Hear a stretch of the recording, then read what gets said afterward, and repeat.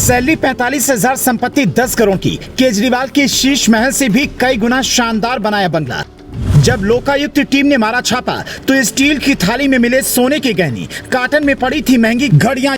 दीवार तोड़ने और पाइप से पैसे निकालने की नहीं पड़ी जरूरत। अशफाक अली ने लगाया था तगड़ा दिमाग। यह है मध्य प्रदेश की राजगढ़ की जिला हॉस्पिटल का retired store keeper Ashfaq Ali. कपड़ों से जितनी सादगी झलकती है, उतनी ही अमीरी घरों की चार दीवारियों में कैद है। जब आयकर विभाग के अधिकारियों को पता चला कि 45,000 कमाने वाले अशफाक अली का 14,000 स्क्वायर फीट में एक शॉपिंग कॉम्प्लेक्स बन रहा है, 3 फ्लोर वाले बिल्डिंग में स्कूल चल रहा है, तो अधिकारियों का दिमाग ठनक गया कि महंगाई के इस दौर में एक स्टोर कीपर इतना अमीर कैसे बन गया। जांच टीम ने छापेमारी का प्लान बनाया और जब घर में पहुंचे तो दरवाजा देखकर लगा कि सामान्य घर है, लेकिन घर के अंदर घुसते ही कहानी खुलने लगी।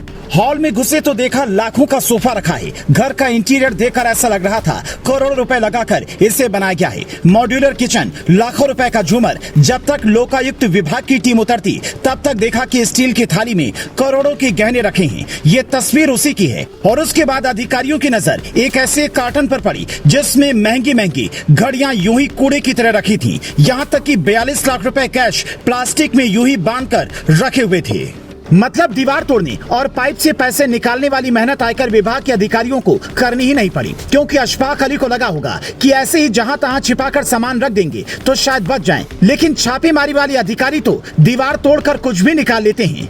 और यहाँ तो उन्हें बिना टाइल्स तोड़े सब कुछ साफ साफ दिख रहा था। अब सवाल है कि अशफाक अली के पास ये पैसा आया कहां से। जिला अस्पताल में नॉर्मल स्टोर कीपर की नौकरी करने वाला व्यक्ति जो रिटायर हुआ, तब उसकी सैलरी सिर्फ 45,000 थी। उसके बाद करीब 10 करोड़ की संपत्ति कहां से आई। केजरीवाल के शीश महल से भी शानदार बंगला उसने कैसे बनवा लिया। क्या उसके पास कोई विदेशी फंडिंग आ रही थी या फिर हेमा मीणा वाली कहानी दोहराई गई।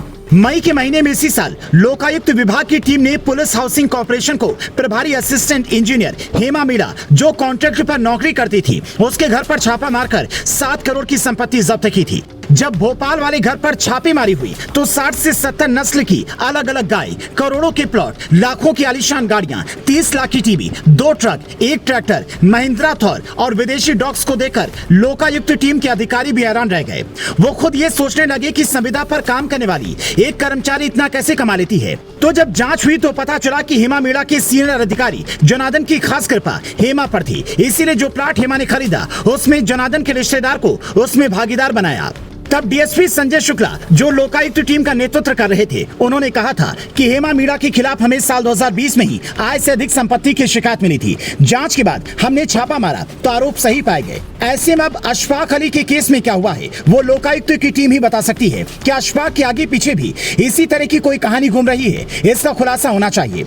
आप भी अगर जनता को लूटने वाले ऐसे अधिकारियों और कर्मचारियों से परेशान हैं, तो इसकी सीधी शिकायत लोकायुक्त से कीजिए। आपको गूगल पर टाइप करना है lokpal.gov.in। इसके बाद कंप्लेन कॉर्नर पर जाएं, फिर कंप्लेन ऑनलाइन पर क्लिक करें। ईमेल आईडी और पासवर्ड डालकर सीधा शिकायत दर्ज करवा सकते हैं। लेकिन हैरानी की बात तो यह है कि अन्ना हजारे के आंदोलन के बाद संसद ने तो कानून बनाया, लेकिन इसे 8 राज्यों और केंद्र शासित प्रदेशों ने अब तक लागू नहीं किया है। इन राज्यों में उत्तराखंड, असम, गोवा, हिमाचल प्रदेश, महाराष्ट्र, राजस्थान और पांडुचेरी शामिल है। यहाँ तक कि केंद्र में भी पिनाकी चंद्र घोष के रिटायर होने के बाद परमानेंट लोकायुक्त की नियुक्ति नहीं हो सकी है। फिलहाल प्रदीप मोहंती कार्यकारी लोकायुक्त हैं, जिनकी जिम्मेदारी भ्रष्टाचार उजागर करने की है।